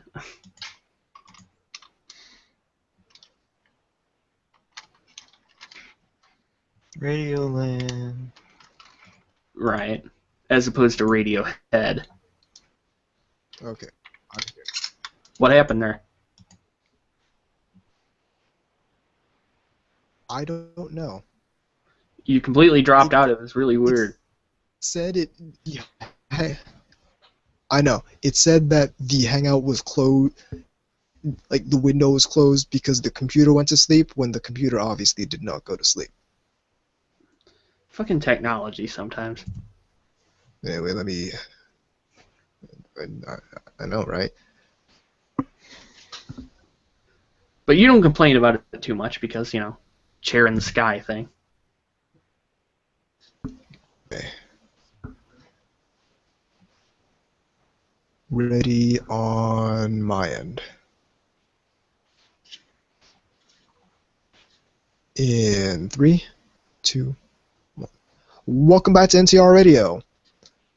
We have mail. Incoming message. As I almost forget to do the drop-in. This one's coming in from Jekyll Geek. Hello once again, NTR Radio pals. This might not be the most pleasant of emails, but I feel like it needs to be said. Number 1. Simply put, anime can't be like Gamergate. The fundamental environment of the two fandoms are completely different. The first is streaming. This means that no publication has the gatekeeping power that the video games industry has. Ever since 2009, there's no equivalent of tricking people into blind buying Gone Home by giving it an inflated score. Without that power, there can't be as big of a backlash against that power. That's actually a pretty good point. To a certain extent, but I feel like that's only one facet of what caused Gamergate. Yeah, I would say so. There's certainly the journalists trying to trick people into buying their friends' games because they're half-assed, made by their partially friends. finished games. But there's the other aspect of journalists actively holding contempt for the people who are supposed to be their audience, the people who they're supposed to be serving. Well, don't forget And about that's the blacklisting. aspect I'm talking about. Certainly, but that's the aspect I'm talking about. The people at the upper levels actively hating the people they're supposed to actually be serving. I gotcha. And that's definitely something that we can. That's definitely something that it's like. Everyone should be pissed about that because there's no need for that. Well, you see it in the reviews too. Certainly, and that's something we don't need. The fact that you can spot it so easily too. And it's blatant. It's unapologetic. Oh yeah, I mean, unless don't you care think that- calling people who read it, various epithets. Yeah, but there is kind of that same microcosmness in of the anime reviewing secting that you see with Gamergate. That's what I was talking about. Yeah. It's the people who actively seem to The academia people. have. Yeah, it's the people who want the medium to grow up or want the medium to advance, whatever that means. And they do so by putting people who like stuff they don't like underfoot and just generally trying to sweep them under the rug. So whomever they're trying to impress can be impressed by the fact that they like cartoons from Japan. Right. Okay. Is it still going? Yes. Number 2. I heard someone mention something about microaggression. I think that the basic idea behind the concept is solid. The problem is that if you think about it in terms like patriarchy and rape culture count as microaggression, thus giving people that use such term the validity of environmentalists who litter. I don't know. I just think it's a dumb term. I think it's a dumb term. I think that More made up words. It just sounds like really. It just sounds like a really petty, like any kind of slight or negative comment about anything. It sounds like something that someone who's reaching for things that offend them Like would advanced say. advanced capitalism. No, I think that's just stupid. No, that's just a dumb term. But talking about microaggressions, it's like This person It's didn't like flush.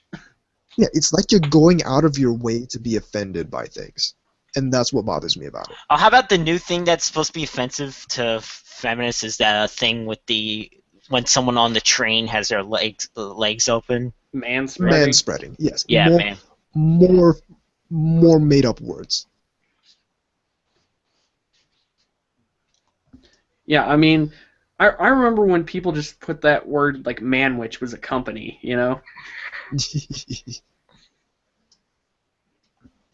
Anyhow. And number 3. Someone said Girlfriend Beta was like the Avengers of Seiyu. I call this BS. The Avengers of Seiyu is Dog Days. I see your Kana Asumi and raise you Kana Asumi as a ninja. Aoyuki, but Aoyuki as a lesbian squirrel princess with a flying carpet and a laser gun. Are there any lesbian squirrel princesses in Girlfriend Beta? Let alone ones with flying carpet and a laser gun. Does it have cat girl Hanazawa? I think not.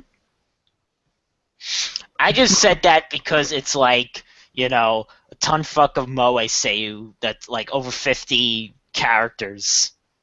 Yeah, and but it's like gather 'em all. He was thinking more along the lines of the actual show, though, like the Hulk. Oh, I know.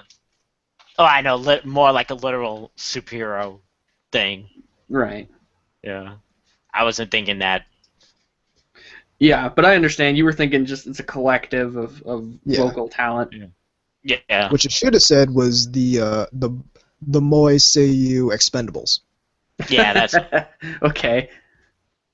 Although using a word like expendable, it makes it sound like, makes it sound like you're going to use them and then throw them away, Yeah,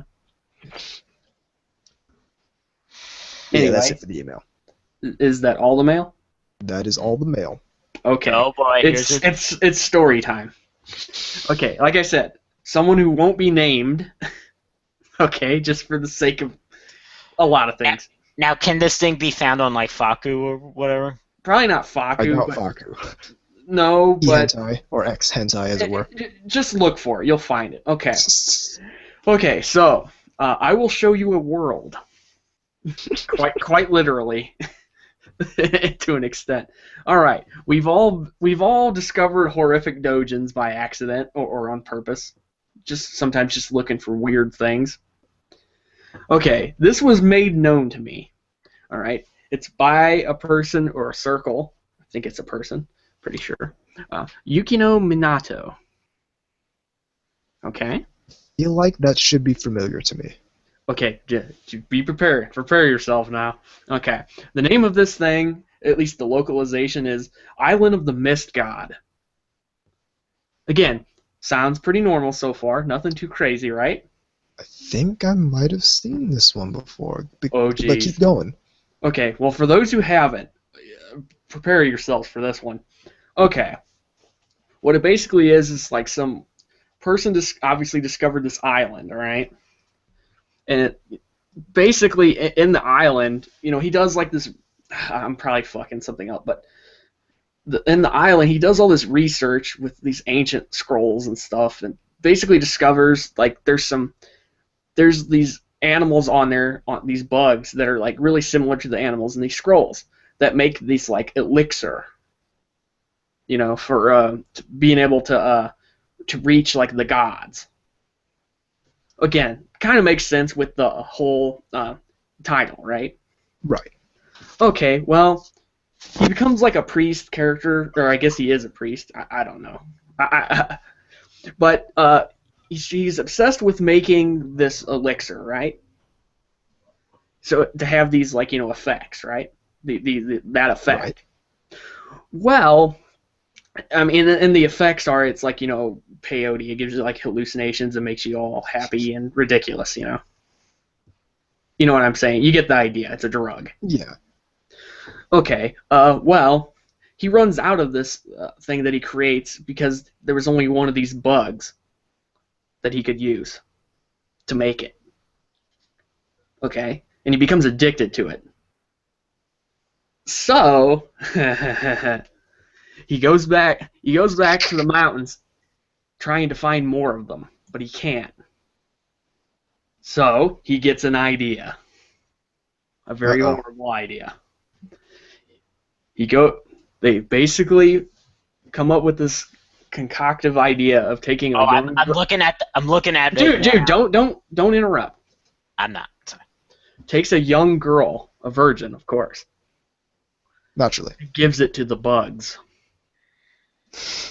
Yeah, I've seen this one before. And they impregnate her. And the first one, by the way, is his own daughter, I believe. Of course.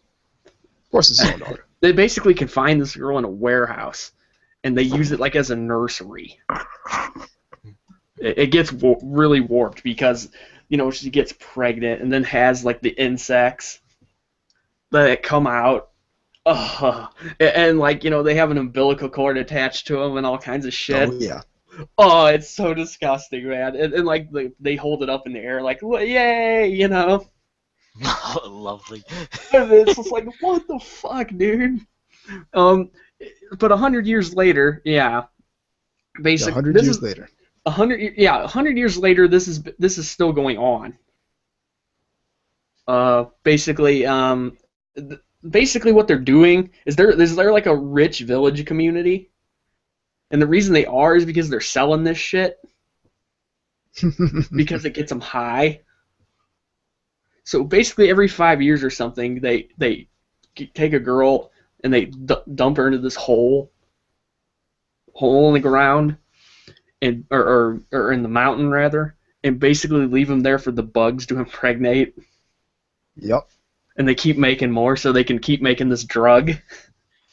It's like, yeah, what the fuck, man? Like, where did this idea come from? Like, where did this idea possibly come from? Like, it's one of those things you hear. There's more volumes of it. Oh yeah, there's more than one. And yeah, I hadn't realized that they'd. It came out a couple of years ago, like 2011 or something like that. Yeah, and it basically, you know, I mean, I'm obviously just giving you kind of the basic, you know, run of this, and yeah, basically, you know, they push her into this mountain thing and close it off, and bugs impregnate her. Yeah, you get the idea. Oh, and it's Lolicon too, if you didn't know. Naturally. Just to make it all the worse for and horrible for some people out there. Just to add one more transgression to it. Right. There's like the bugs are like these centipede-looking things. Yeah. Like Cerebrits. There's just this big segmented worm thing. Yeah, it's really fucked up. Like, it makes you wonder, like, where somebody got this idea. Like, was this just like, you know, somebody sitting there asleep and they woke up and had their pen and paper? I got an idea, you know. I'm gonna draw something, you know. Like, what the hell? And I think the worst thought is there somebody fapping to this somewhere? Probably. But to continue on, to give you more things, and again, spoiler alerts for those who actually want to read this for some reason. Skip forward a couple hundred years later, and the son, head of the priest, has a girl that he likes, and of course she's chosen to be a sacrifice to these bugs. Of course. They find out that, you know, they don't go to the next world, and what's actually going on. You know, and then, you know, he tries to secretly, you know, help her and get her out of there, but he's caught by the chief and, you know, the other goons. Then he's injected and forced to basically have sex with the girl, you know, like, you know what I mean. He's injected with some kind of serum or some shit. And is forced to have sex with the girl. She has a mind break of sorts. And, of course, so she's not only getting nailed by these bugs, but also this guy. And then the guy, of course, you know, when he comes to, is all freaked out, and, you know, he basically tries to blow up the village. You know, okay, you know, but, I mean, not only that, but after they become unusable for, you know, the pregnant purposes, they're passed around as a whore. Naturally. Amongst the actual village. Of course. I mean, wow. Where... I don't even want to know. I take that back. I don't want to know where he came up with Don't this. ask questions you don't want the answer to. It's like some kind of like snuff film mixed with Lovecraftian pornography or something. It's not animated, but misogynist snuff film garbage. I don't think that's just strong like enough. One of a woman term. said about Arisa Kadoshi. I don't think that's strong enough of a term.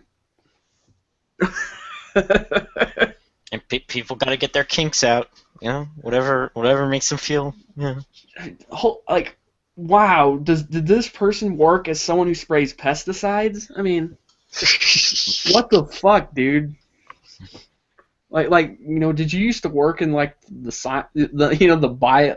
biology lab at school where they had bugs or something, and you fell asleep thinking about them in this way, or? I don't know, but I mean, to a certain extent, I feel like, as the guy who runs the effed up hentai panel, this is like Tuesday to me. Like I've poured over the pages, like the first chapter of Hell Season, where it's about homegirl like trying to widen her butthole to push this crap out, and it doesn't work. And she tries a box cutter. Yes, I know that one. Yes, that's the. And it ends up like she's on the hospital bed, and like her colon is out, and like the doo-doo is petrified right at the end of there. Yeah. To a certain extent, that's like Tuesday to me. Right. Well, I figured it Like, would I've be. seen so much. I'm just so desensitized to all this stuff. It's Pretty just- much. You could still add it though. It's maybe. Hmm. I'd have to look at the other content I have and see if there's a precedent for me having lolicon in there. I Well, don't I'm saying really you don't think have to there'd be show much it. of a You can just problem talk in it. about it if you want to. Certainly. I don't know. Talking about it without showing it wouldn't Kind of. wouldn't be, it'd be underwhelming, because I got my bluff called last year when I did it, because someone out there called out for Hell Season. Do you have the one with the constipated girl? And I looked at it and it said, I was gonna put it in, but I felt like it was too disgusting, and then everyone started like cheering for it, and I was like, okay, if someone throws up, it's not my fault. Well, right. It's just one of those. I think more than anything else, it's just how in the hell did someone think of this? I'm just curious how that I got this idea in my head. I'm going to put it into practice. And this isn't the only thing this person is known for either. There's another one where this Was Hell Season done by Shintaro Kago? It's an anthology. There's some Shintaro Kago in there. There's all some kinds of shit in there. There's some Izuka Vaita in there. There's some Henmaru Mashino in there.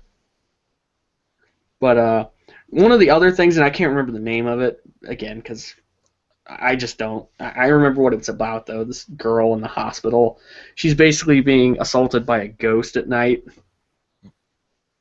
I'll let you figure out what that means. Yeah. I think I might have seen that one too. Also by the same individual, and ends up getting mind broken because eventually, like, when they wake up in the morning, it's like, oh, that never happened, kind of thing. Yeah. But the thing was, he was somebody who bullied kids when he was alive, Here we go, Hell Season. Yep. Good times. Good times, man. I don't know if I'd associate Hell Season with good times. But I don't think I would associate any of this with good times. I love how the last panel is a thing for stool softeners. No, you see like a TV. Yeah, you see like the TV is like M-Tech Gold cleansing that way. Constipation sufferers take M-Tech. She probably could have used some of that. Milk of magnesia. That's so wrong. Oh. Oh, this one used explosives to get the. Yep. Yeah. But it's there's a lot of weird fucked up stuff, and this person obviously has problems, to say the least. But yeah, there's just something really bizarre. Not only bizarre, but just the very we're just like lying to all the villagers, saying we're trying to not piss off this like mist god thing, but we're actually feeding these bugs, young virgin girls, that they screw and then have more bugs so they can keep making this drug that everybody's getting rich and high off of. I mean, don't you just love human nature? Yep. Oh, there's the one. I see the one about the girl with the holes. Yep. Only part of my panel that actively makes my skin crawl.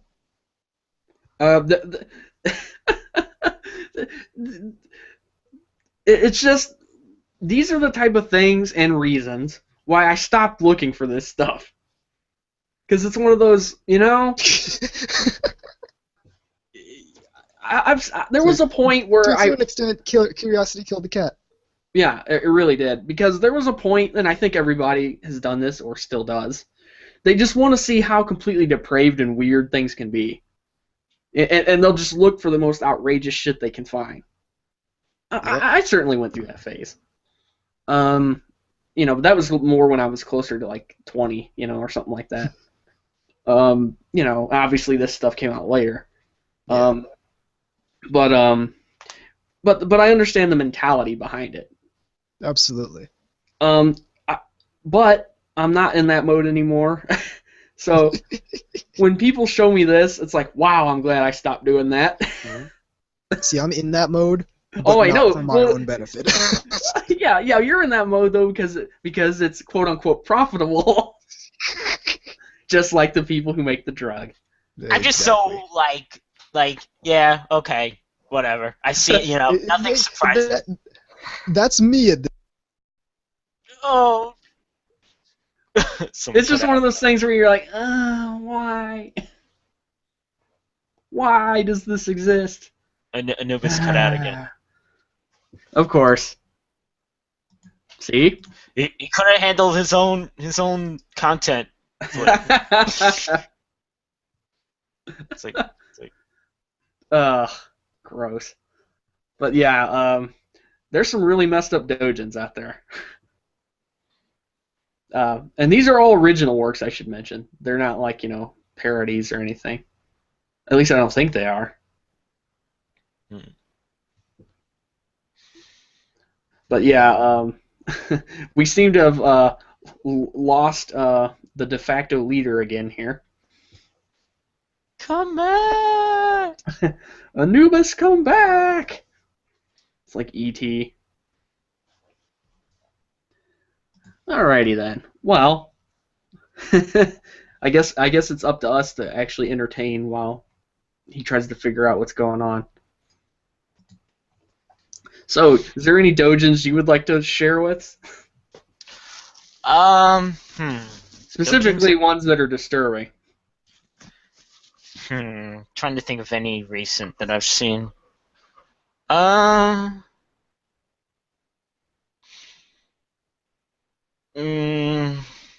know there's one about the mazes. That's another Shintaro Kago. Yeah, I've heard of that.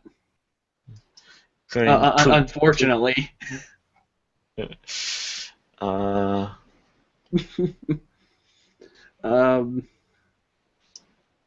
I mean, I guess somebody could say that some of the stuff Russell does is a little disturbing because of the rumors that are going around. Oh yeah, those are only rumors. Yeah. I thought so, but I honestly didn't know. Oh yeah. All right, I'm back. Let's wrap the show up before that happens again. Right, okay. It was funny because we were just talking about gross doujins, all of a sudden you disappeared. Something about that was just really funny. Just like we're talking about like this island of the fuckable bugs or whatever. Actually, it's the island of the mist god. All right. Hell season and such. I'm gonna restart the recording, and then we'll close off the podcast. Alrighty. All right. In 3, 2. In any case, that's the show. Yes, indeed. So if you wanna, if you have other sick and weird things you want to show to us, or supply to Anubis's for his panel, send them to the email address, which is ntrradio@gmail.com. You can also check out the website, shizlockscontrol.net/podcast. You can also check out Otaku Midnight, which is the other show on She's Lost Control Media. Check out VZ stuff at vzmk2moemekaгаtai.wordpress.com. K-God's site's closing down, so not going to bother with that. I'll have another site up, but it won't be anime related, so just to let you know. He's working on that. He's working on it. You can catch me at Anime Boston on April, 3rd through 5th. I'm going to be there. The Beginner's Guide to Effed Up Hentai is going to be there. Hell Season is going to be there. It's going to be great. Going to be talking about widening doo-doos with box cutters. You need to at least see and then see if you want to add to Effed Up Hentai the thing Midori that I told you about. Yeah, I looked at it.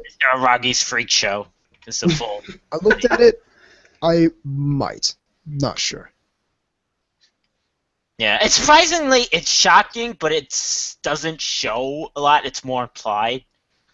Yeah, that's my issue with it. It's the Beginner's Guide to Effed Up Hentai is very much a visual thing. Just You just gotta close it down with Bondage Game.